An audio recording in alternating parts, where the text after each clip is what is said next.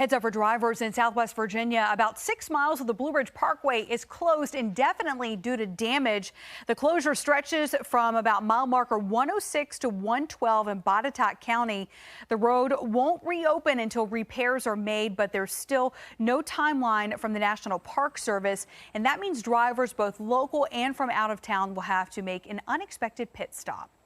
Well, I'm a little disappointed that it's closed because now we gotta because we're not from this area, we gotta figure out what the detour is. No big deal. Just it's only a few miles. For more on the detour and how to plan around it, you can head to our website, WSLS.com.